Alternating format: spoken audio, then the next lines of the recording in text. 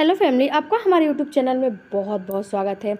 Friends, एक चीज़ महिलाओं को समझ में नहीं आ रही है कि जो आपका ब्लीडिंग होता है वो पीरियड का होता है या फिर इम्प्लांट होने का होता है। जब आपके गर्भ में शिशु रोपित होता है, इम्प्लांटेशन की प्रक्रिया होती रहती है, तो उस समय आपको हल्की फुल्की माइल्ड सा ब्लीडिंग होती है। तो ये महिलाएं समझ में नहीं आता है, महिलाएं समझ नहीं पा रही हैं कि ये कौन सा जो ब्लीडिंग है। तो देखिए फ्रेंड्स, इसमें अंतर करना बहुत ही आसान है, लेकिन क्या होता है कि आप उस चीज़ को केयर नहीं कर पाती हैं।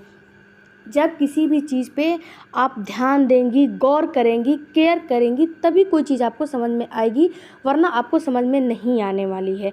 तो ये वही चीज़ होती है कि जब इस चीज़ को आप गौर करेंगी तो आपको पता चल जाएगा कि आपको किस चीज़ का ब्लीडिंग हो रहा है। और इसमें एक दो नहीं, मैं आपको बहुत सारे लक्षण बताने वाली हूँ, बहुत सारे सिम्टम्स बताने वाली हूँ। तो वीडियो में पूरा जुड़े रहिए और चैनल अच्छा लगे तो सब्सक्राइब भी ज़रूर कीजिए।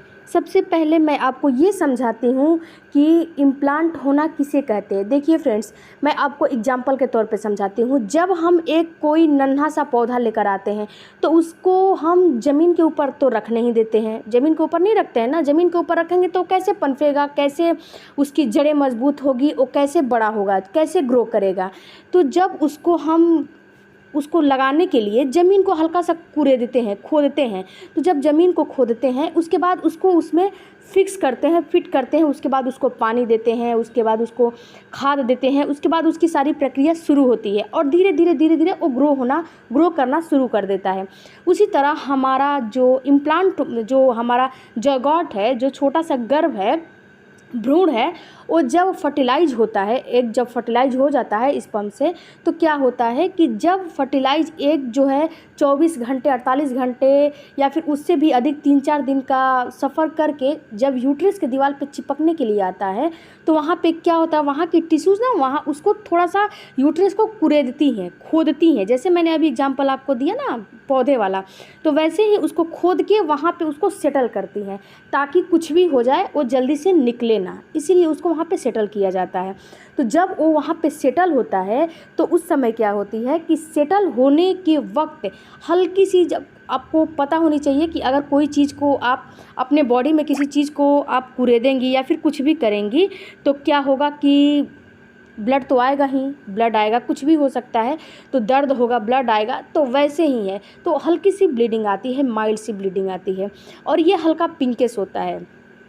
तो जो ब्लीडिंग आती है उसी को हम बोलते हैं इम्प्लांटेशन। इम्प्लांट का मतलब ही होता है चिपकना, इम्प्लांट होना, किसी भी चीज़ को चिपकाया जाता है, चिपकना होता है। तो वही हमारा जो आपका ज़ायगोट है उसी को चिपकाया जाता है, तो ये ब्लीडिंग आपको होती है।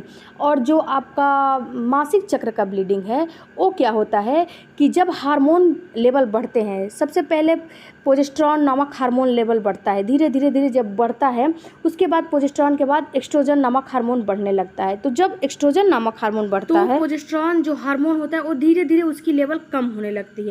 तो जब उसकी लेवल कम होती है तो क्या होता है कि जो आपके यूट्रस की दीवार है वो झड़ना शुरू हो जाती है। तो जब झड़ना शुरू हो जाती है तो वहीं ब्लीडिंग के पीरियड के रूप में बाहर निकलना शुरू हो जाती है। तो यही रीज़न होता है पीरियड आने का। इसके बाद ये तो हो गई जो है इम्प्लांट और पीरियड में क्या फ़र्क होता है, कैसे आता है, ये बात हो गई। अब जानते हैं इसमें अंतर क्या होता है। देखिए फ्रेंड्स, जब आपका इम्प्लांट का में जो है ब्लीडिंग होगा तो हल्का माइल्ड पिंकिश होगा या फिर ब्राउन होगा, मतलब हल्का ब्राउन, मतलब उसमें हल्की सी, मतलब ऐसे लगेगा कि हाँ कुछ है, रेड पिंकिश ब्राउन ऐसा डिस्चार्ज आएगा। और वहीं जो आपका मासिक धर्म का जो ब्लीडिंग होगा उसमें फ़्लो रहेगा, वो मैरून रहेगा, रेड रहेगा और वो फ़्लो बढ़ता जाएगा, कम नहीं होगा। और जो इम्प्लांट की ब्लीडिंग है वो बस हल्की माइल्ड होके वहीं पे ख़त्म हो जाएगी, वो बढ़ेगा नहीं और उसमें फ़्लो नहीं रहेगा। इसके अलावा इसकी टाइमिंग भी चेंजिंग होती है। जो मासिक चक्र का आपका पीरियड का ब्लीडिंग है वो अपने टाइम से आएगा, 1 या 2 दिन आगे पीछे हो सकता है।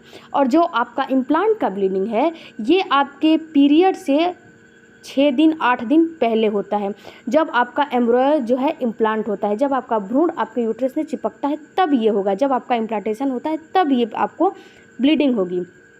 इसके बाद एक और इसमें अंतर होता है।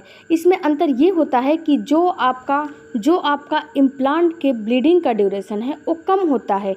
वो कभी कभी आपको 1 से 2 दिन दिखाई देगा, वरना एक ही दिन में वो ख़त्म हो जाता है। लेकिन कभी कभी बहुत रेयर केस में देखा गया है कि 1 से 2 दिन या फिर हल्का सा 3 दिन दिखाई देता है। ये बहुत 3 दिन तो बहुत काफ़ी होता है।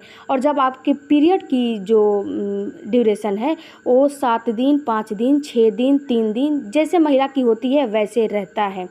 तो एक ये भी एक अंतर है। जो इम्प्लांट का जो दर्द होता है वो आपको माइल्ड होता है, लाइट होता है, वो भी लोअर एब्डोमिनल में होगा। और जो आपका पीरियड का दर्द होता है, पेन होता है, वो आपको काफ़ी मतलब हैवी सा होगा, वो कम नहीं होगा। ये दोनों में अंतर होता है कि दोनों में जब कंपेयर करेंगे ना तो दोनों लोअर एब्डोमिनल में ही होगा, दोनों नाभि के नीचे ही होगा, लेकिन एक में कम होगा, एक में ज़्यादा होगा। इसके बाद क्या होता है कि जो इम्प्लांट का जो ब्लीडिंग होता है उसमें आपको प्रेगनेंसी के सिम्टम्स भी नज़र आते हैं।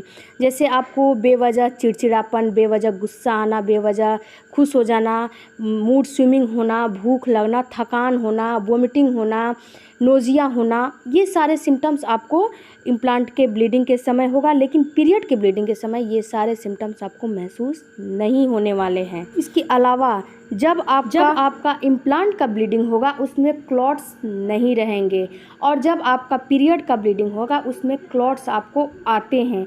तो ये सबसे बड़ा रीज़न होता है, ये सबसे बड़ा डिफिशियंसी होता है। तो इन सारे सिम्टम्स को देख के आप अंदाज़ा लगा सकती हैं, आप अंतर कर सकती हैं। ये बहुत ही मैंने जो भी आपको सिम्टम्स बताया बहुत ही अच्छे से समझाया है, और जो होता है वही मैंने बताया है। इसको आप अपने ऊपर अप्लाई करके महसूस करके देखिएगा कि ये 100% जो है सिम्टम्स और अंतर दोनों में होते ही हैं, इम्प्लांट में और जो है मासिक चक्र में।